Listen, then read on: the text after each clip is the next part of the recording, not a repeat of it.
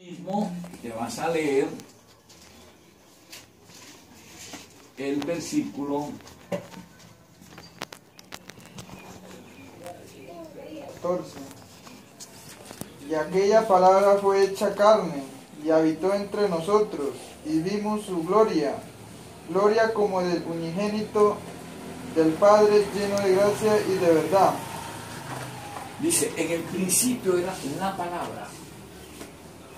Y después abajo dice, y esa palabra se hizo carne y habitó entre nosotros. ¿Quién fue el que habitó entre nosotros como el Salvador? Cristo. Y el versículo dice que Él era la palabra. En otra Biblia dice que era el verbo. El verbo. ¿Sí? Porque la palabra verbo en griego es logos, que quiere decir palabra, la palabra. ¿Ya? Entonces, cuando ustedes ven en otras Biblias que dice en el principio era el verbo, le están diciendo lo mismo de que en el principio era la palabra. ¿Sí? Hay algunas Biblias por allí que no dicen ni verbo ni palabra, sino que dicen en el principio era el logos, o sea, la palabra. Lo que yo dejé, no traje la Biblia del Reina, ¿no? Ahí todavía dice más claro. La próxima la traigo. Entonces, si aquí ellos estaban escuchando, óigase bien, para que vayan relacionando la Biblia y para que sepan que la Biblia se estudia es así, relacionando los textos. Si aquí lo que Moisés o el sumo sacerdote escuchaban era la palabra, entonces ¿quién era el que hablaba aquí? Cristo, claro que sí. El mismo Cristo que es la palabra. Por eso ahí no se veía ninguna figura, ninguna imagen de nada, sino la palabra. O sea que aquí era la palabra viviente, hablándole a Moisés y al sumo sacerdote. Luego esa palabra viviente, cuando llegó el momento en la historia, se hizo humano, con el nombre Yeshua, el Cristo. Ustedes saben que la palabra Cristo quiere decir el ungido, el escogido, que también se le conoce con el nombre de Mesías, el Mesías. La palabra Cristo quiere decir Mesías, el escogido. Cristo no es un nombre. ¿La palabra Jesús no sirve? No. Entonces miren todos los detallitos que nos va soltando el santuario. ¿Quién era el que entonces estaba actuando en el santuario? Cristo. Cristo. Ahora vamos a ver más sorpresitas dentro del santuario. Muchas que hay. Con la primera que ya se destapó. Sí. Bueno, entonces ya aquí tenemos nosotros el santuario en una gráfica con los muebles. Pero aquí en el lugar santísimo, ustedes me dijeron que había dos muebles, ¿verdad? Ya vimos uno, el arca del testimonio. ¿Y cuál era el otro?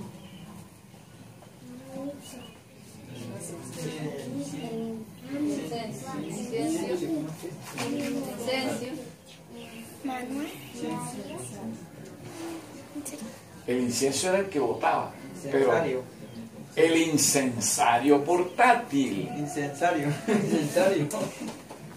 El incensario portátil, de ese nos habla el apóstol acá en el libro de Hebreos, el apóstol Pablo. Busquen el libro de Hebreos para que vean capítulo 9.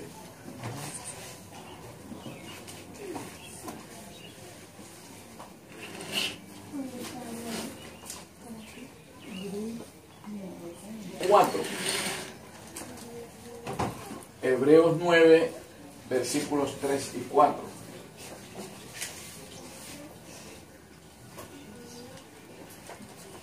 ¿Ya? Hebreos queda acá. Hebreos queda acá, sí, acá. Mateo, Hechos, sigue acá. Limpios. Hebreos capítulo 9, versículos, ¿qué le dice? 3 y 4.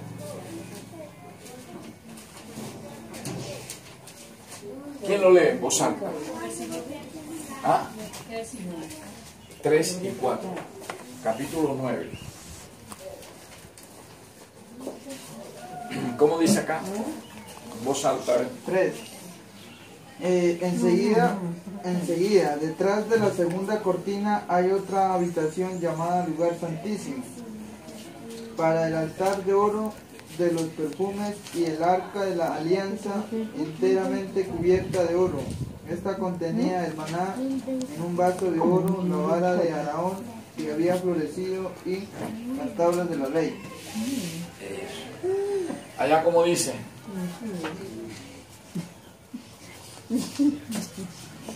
Tras el segundo velo estaba la parte del tabernáculo, llamada el lugar santísimo, el cual tenía un incensario de oro, y el arca del pacto cubierta de oro por todas partes, en la que estaba una urna de oro que contenía el maná, la vara de Aarón que reverdeció y las tablas del pacto. Ese es el incensario de oro. En el lugar santísimo, están hablándole del lugar santísimo. Dice que aquí estaba el arca del testimonio y vamos a ponerle así como una cosita.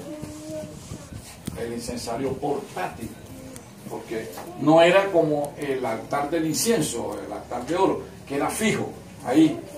No, este era portátil. Este lo llevaba ahí, por ahí en uno de los dibujos que ustedes tienen.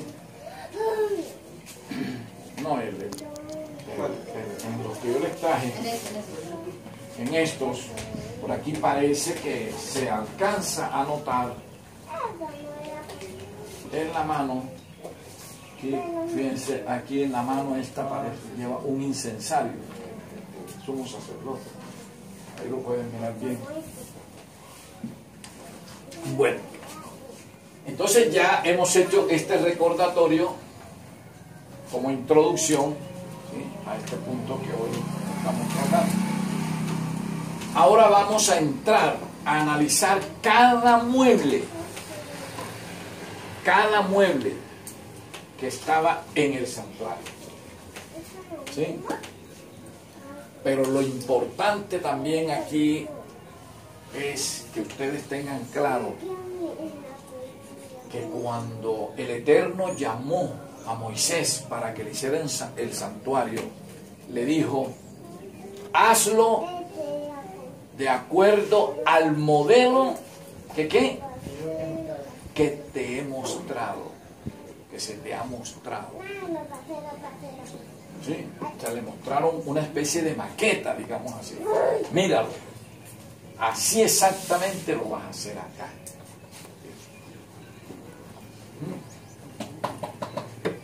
Hay otro detalle que debemos tener en cuenta, que está precisamente en el libro de Hebreos.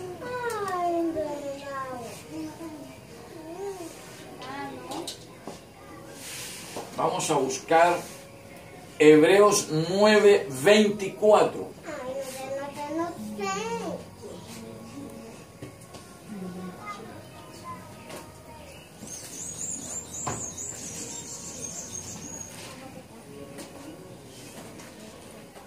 Hebreos 9:24. ¿Cómo dice?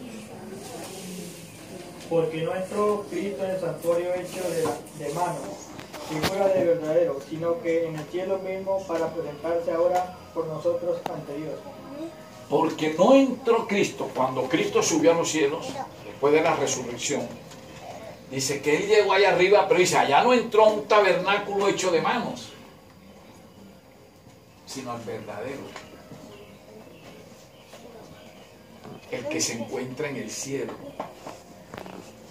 O sea que Él allá arriba también tiene su santuario. Y ese santuario de allá arriba fue el que le mostraron a Moisés en miniatura. O sea que este tabernáculo que está aquí, está allá arriba, el verdadero, el original, que no ha sido hecho por ninguna mano, o sea, por ningún ser humano, sino por el Eterno mismo. Y eso lo confirman ustedes en Hebreos 9:11. ¿Cómo dice? 11 y 12. Hebreos 9, 11 y 12. Aquí estamos confirmando que en el cielo está el verdadero santuario. Hebreos 9, 11 y 12. ¿Cómo dice? A ver, háganme el favor. Pero Cristo ha llegado como el sumo sacerdote que procura los beneficios del mundo nuevo. Atravesó un santuario más noble y más perfecto, no hecho por mano de hombres, o para decir mejor que no es cosa creada, no llevada sangre de chivos ni de novillos, sino su propia sangre, y entró de una vez al santuario después de conseguir la liberación definitiva. Pero cuando él subió, ¿dónde entró allá? ¿Al qué? ¿Qué me dice? Que entró a su propio tabernáculo. Entró a su propio tabernáculo, correcto. O sea, al verdadero, al original, al que hizo él mismo. Eso no lo hizo ningún ser humano, lo hizo él mismo. Por eso lo están diciendo allí. Dice, pero estando ya presente Cristo, sumo sacerdote de los bienes venideros, por el más amplio y más perfecto tabernáculo. No hecho de manos, o sea, no hecho por ningún ser humano. Es decir, no de esta creación, o sea, de esta que vimos nosotros. Y no por sangre de machos cabríos ni de becerros, como lo hacían aquí, que ustedes van a después a estudiar los rituales, sino por su propia sangre. Entró de una vez para siempre en el lugar santísimo, habiendo obtenido eterna redención. O sea, Él aseguró la salvación para nosotros con eso. Se convirtió en el Salvador del mundo. Nosotros podemos estar tranquilos, podemos estar felices de que tenemos un Salvador. Y está vivo. Viviendo en los cielos, pero que también está presente en cada acto de nosotros. Cada vez que oremos, cada vez que lo invoquemos, cada vez que estamos orando nosotros, cada vez que hablamos con Él, ahí está Él. Entonces lo importante es que no estamos solos. Tenemos a un Salvador vivo que está atento a nosotros, que no nos va a abandonar nunca.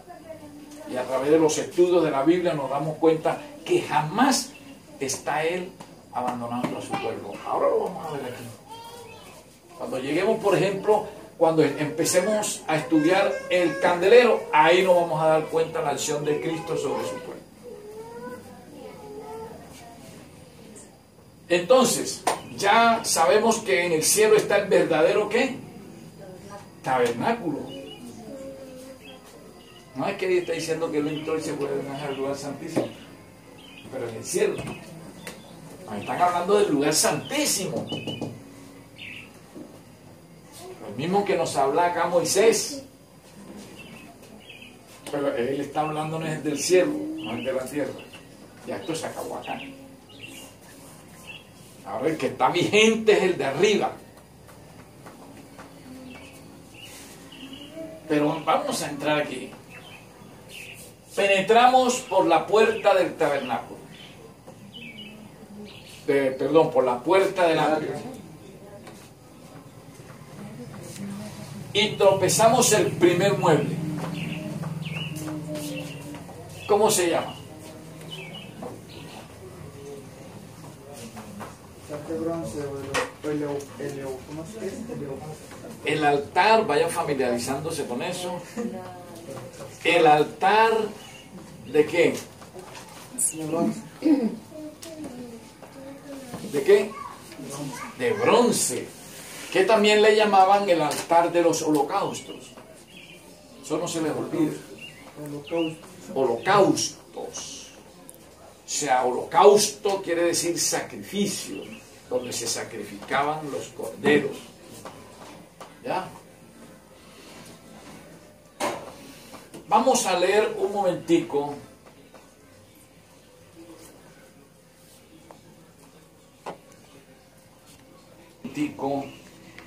Éxodo capítulo 27. Éxodo capítulo 27.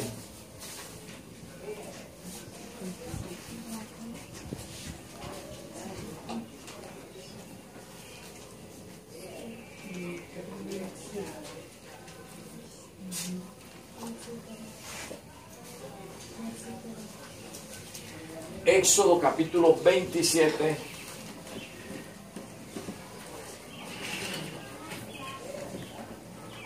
Versículos 1 al 8. Éxodo. Capítulo 27, versículos 1 al 8.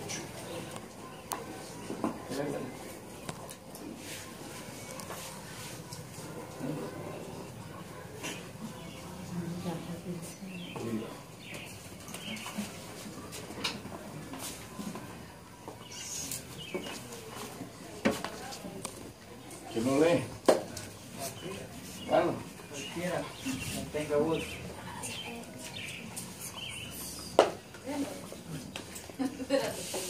A ver. Harás también un altar de madera de acacia, de 5 codos de longitud y de 5 codos de anchura. Será cuadrado el altar, y su altura de 3 codos. Y le harás cuernos en sus 4 esquinas. Los cuernos serán parte del mismo, y lo cubrirás de bronce. Harás también sus calderos, para recoger la ceniza, y sus paletas, sus tazones, sus garfios y sus braseros. Harás todos sus utensilios de bronce, y le harás un enrejado de bronce de obra de rejilla, y sobre la rejilla harás 4 anillos de bronce a sus 4 esquinas, y las pondrás dentro del cerco del altar abajo, y llegará la rejilla hasta la mitad del altar. Harás también varas para el altar, varas de madera de acacia, las cuales cubrirás de bronce. Y las varas se meterán por los anillos, y estarán aquellas varas a ambos lados del altar cuando sea llevado. Lo harás hueco de tablas de madera que te fue mostrado en el monte, así lo harás. Correcto. Ahora vamos a sacar unos detalles de eso que usted acaba de leer. ¿Sí? Para ver qué pasaba con el altar de los holocaustos. Si no entienden algo, pregúntenlo enseguida. Y si tenemos que echarnos hoy, toda esta tarde de este sábado y la noche, explicando nada más el altar de los holocaustos, lo hacemos. Sí. Pero eso tiene que quedarle claro a cada uno en la cabeza. ¿Sí? No avanzaremos si esto no queda claro. Miren lo que está diciendo aquí. Harás también un altar de madera de acacia. O sea que el altar era ¿de qué? De madera.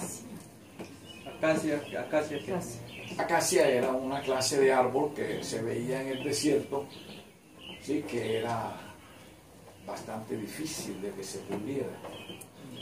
Fino. Sí, era fino. Pero no dejaba de ser madera. ¿Ya? todo carpintero sabe que la madera, por muy buena que sea, muestra debilidad. Bueno, entonces era de madera. Pero miren las dimensiones. Las dimensiones del altar de bronce. Tenía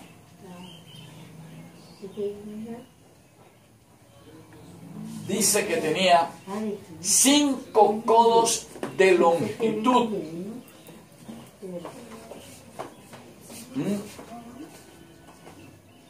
5 codos.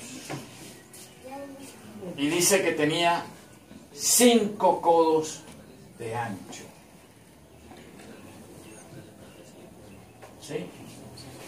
Primer detalle que nos dan aquí.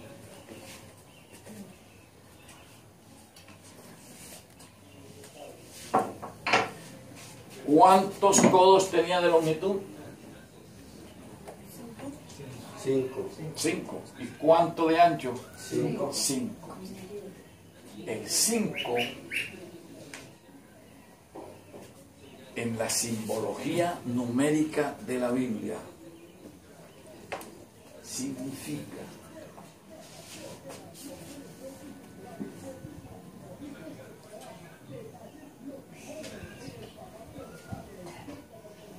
¿significa qué? Gracia.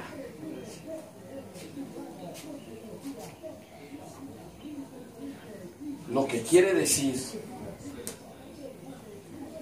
que allí ese mueble, que era el primero, yo lo puse aquí muy grande porque era cuadrado. Ese mueble, fíjense que era el primero que se encontraba.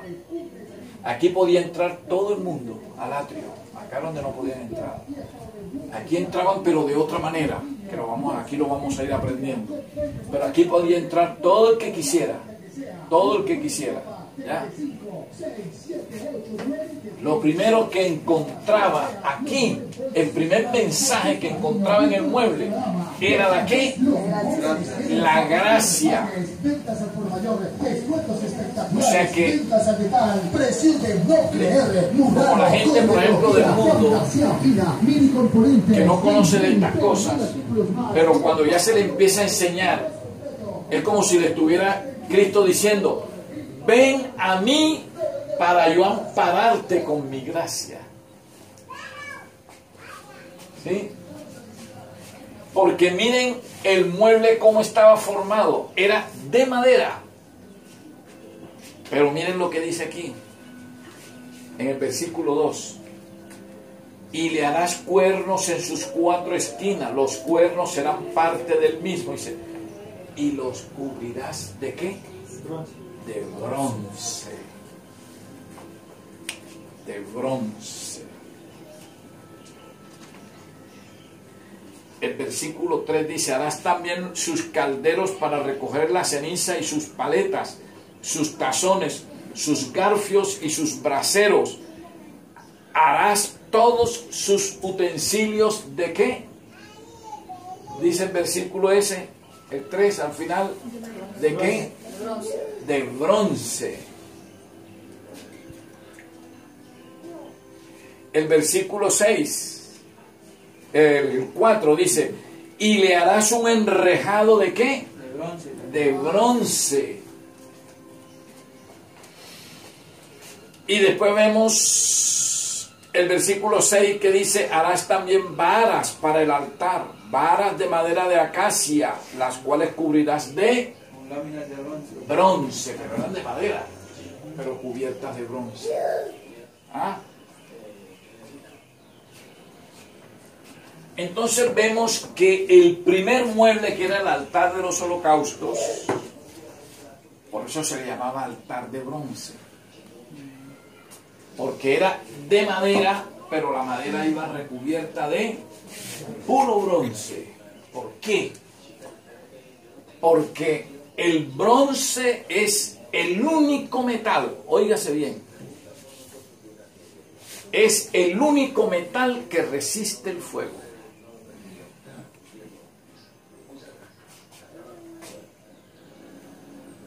Tengo una casa y hay un pedazo de bronce aquí y la casa se incendia, se quema todita y se queman todos los muebles que hay aquí, pero después que ya se acabó el incendio usted entra y ve el bronce intacto, la candela que acaba todo, pero el bronce no. Es como aquí que se hace la casa de ladrillo, ¿no? Que no se quema, ¿no? Entonces así es la casa de Dios, que la ha hecho de bronce. De bronce. Sí. No se quema. Sí. Quiero que vayan como grabando todos esos detallitos porque ahora los vamos a unir. El bronce. ¿Ya? Entonces era un altar de madera, pero recubierto de bronce. Ahora, yo les dije al principio que qué era lo que se hacía aquí, en este altar. ¿Se sacrificaban qué? Cordero. ¿Y qué salía de ahí después que sacrificaban el cordero? ¿Qué hacían? ¿Lo partían y después qué? Lo quemaban. Lo quemaban. Ya la candela. O sea, ese altar lo que iba a montar era candela. Por eso estaba hecho de bronce. Cada vez que quemaban un cordero, ese mueble estaba resistiendo la candela, el fuego.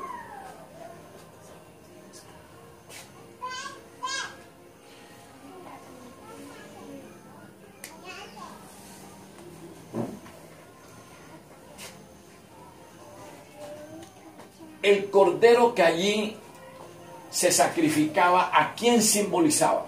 Juan 1:29.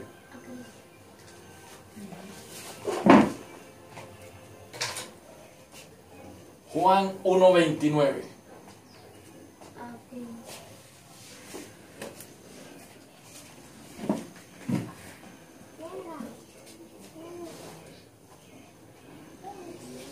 ¿Cómo dice Juan 1:29?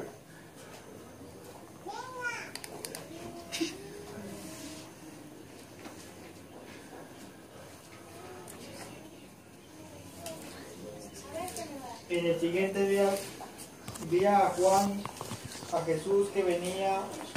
En el siguiente día vi Juan a Jesús que venía a él y dijo: He aquí el Cordero de Dios que quita el pecado del mundo. O sea, ¿cómo Juan el Bautista identificó a Cristo?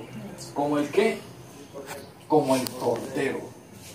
Cuando lo vio le dijo: he aquí el Cordero del Eterno que quita el pecado del mundo.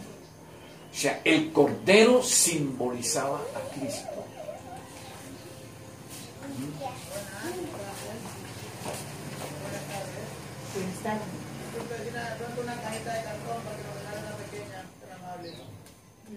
No, aquí no. En Isaías Caja de cartón, no, Isaías 53:7. Isaías 53:7.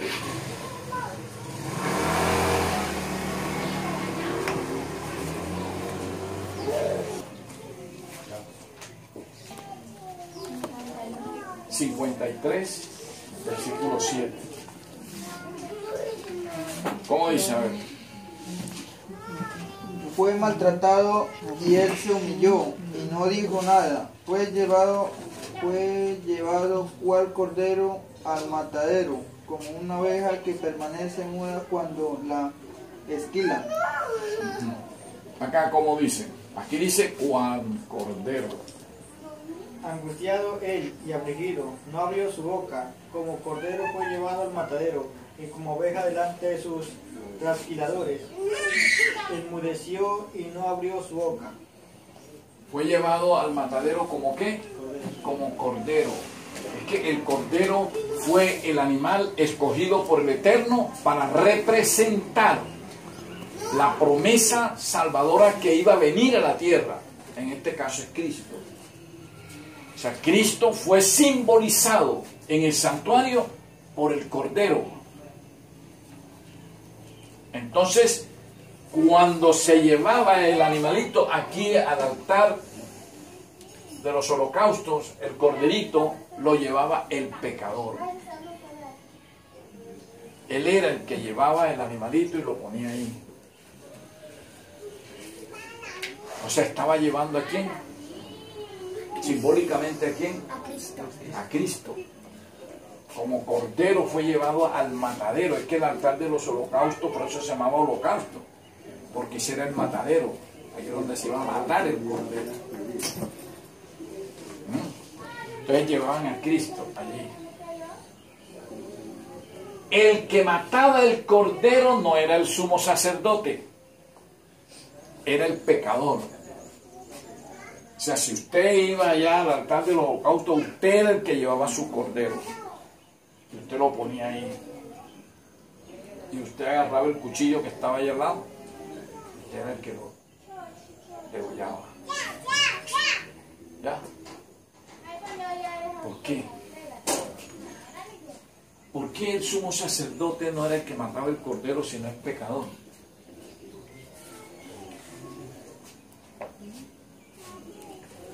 Porque Cristo vino a morir, fue por los pecadores.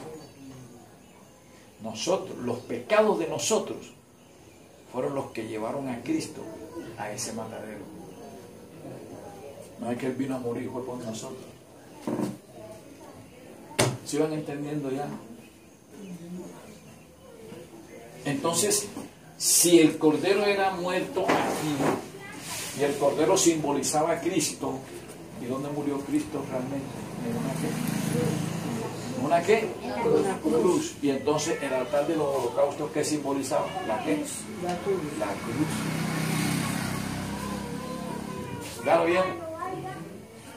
Entonces este primer mueble simbolizaba la cruz, donde tenía que morir el verdadero cordero.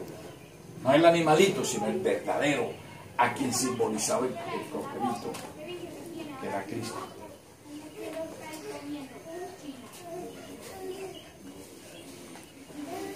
Este mueble quedaba fuera del tabernáculo, ¿cierto? Así Cristo tenía que morir fuera de la ciudad de Jerusalén. Dice que Cristo no lo crucificaron dentro de la ciudad, sino afuera de la ciudad.